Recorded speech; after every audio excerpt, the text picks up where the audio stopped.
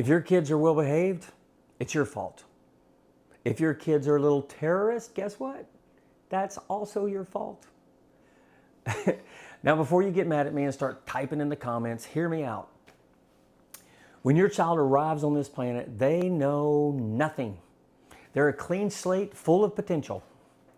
Everything they see, everything they hear, and everything they experience starts shaping who they become. And most of that comes from you.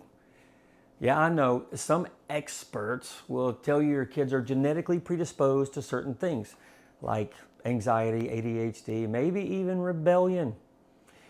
And sure, genetics and environment play a role, but let's be real, your parenting still matters the most. Now, if you hand off your responsibility to what the experts say, you're giving yourself a convenient safety net. You're saying, well, it's not my fault. The doctor said my kid's just wired that way. Nope. Nope. If you want your child to have discipline, character, and purpose, that starts with you taking full responsibility for how discipline gets built in your home. So let's get started. Welcome to Foundations of Character. I'm Scott Wilkinson. I'm a dad. I'm a martial arts instructor. And I'm someone who's worked with thousands and thousands of kids and parents over the last 34 years. Now, today, we're talking about discipline for your child, how to establish it, how to instill it, and stay accountable to it. But before we dig into the discipline itself, let's talk about parenting styles. If you search parenting styles on YouTube or Google, you'll find about a million different types. Everybody's got a list. The Mayo Clinic lists 4: authoritative, permissive, authoritarian, and neglectful. And Good Housekeeping lists 8: gentle, authoritative, permissive, authoritarian, attachment, free range, panda, and helicopter parents. That is an impressive list of labels, right? But here's the truth. Don't fall in love with labels. Your relationship with your child changes over time, and your parenting style should change with it. You might start out gentle parenting when they're like 3. Then they hit 7 or 8 and they start pushing limits, and suddenly gentle parenting stops working.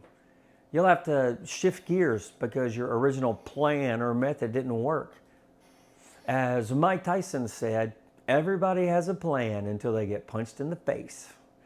Now, parenting is no different. You can read all the books, follow all the experts, and still get punched in the face by your kid's personality. That's why flexibility, not the label, is what really matters. After 3 decades in the martial arts, I've seen every kind of parent imaginable. And I have boiled it down to 4 types, ones I think are way more accurate than any chart or article you'll find online. The first type that I have observed is called optics-based parenting. This is the look how good I am at parenting style. These parents want everyone to see that they're doing a great job. They'll have deep and clever conversations with their kids, but only in public. So everyone knows they handled the situation perfectly. It's more about the optics than the outcome. Then you have expert-based parenting. These are the blame an expert parents. They hand off their parental responsibility to someone with a degree or a prescription pad. If the doctor says my kid needs pills, and that's what we'll do. Now listen, I am not saying doctors or therapists don't help. They absolutely do. But when parents stop thinking for themselves, they teach kids that the solution to every problem is a prescription, and that's not discipline. That's outsourcing parenting. And parents outsource parental responsibility enough in this modern world of ours. The third type, my favorite, is dynamic parenting. These are adaptable parents. They'll try something, and if it doesn't work, they change. Dynamic parents know their child's personality, they know where their child is developmentally, and they're willing to adjust. They're not rigid, and they don't give up. If something fails, they treat it like a martial arts technique. They tweak it, try different things until they find what works. And then you have the fourth one is projection parenting. Now this one's sneaky. These parents project their own insecurities or fears onto their kids. Maybe dad hated being shy when he was a kid, so now he forces his son to be outgoing. Or mom felt controlled growing up, so she refuses to say no to her daughter. Projection parenting comes from fear, and fear-based parenting rarely produces confidence or character.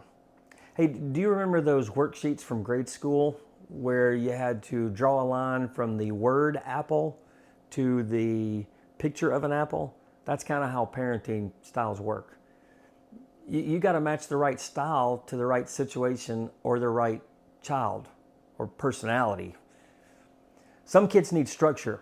Others need more freedom. Some need a firm voice. Others just need a mama look.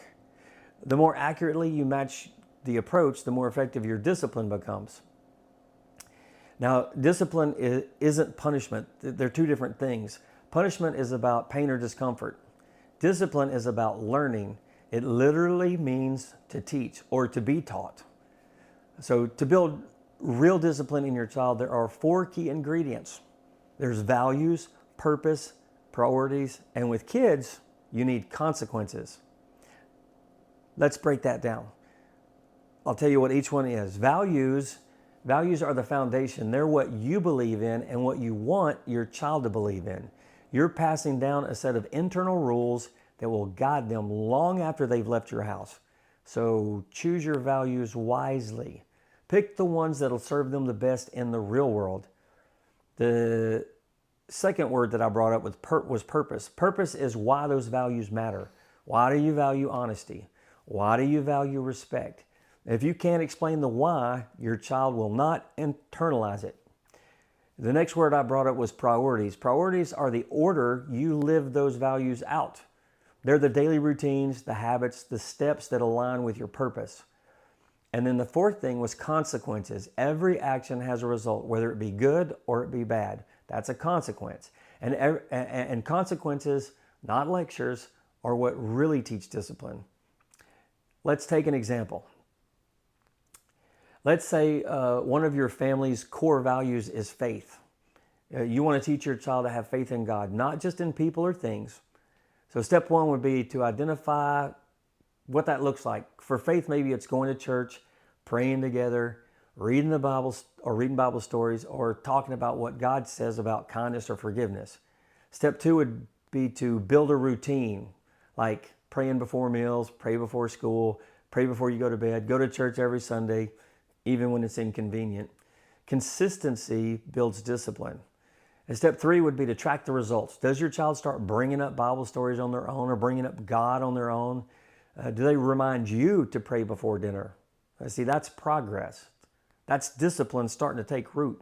And step four is you want to reward the right behaviors and then address the wrong ones. If they're consistent, celebrate it.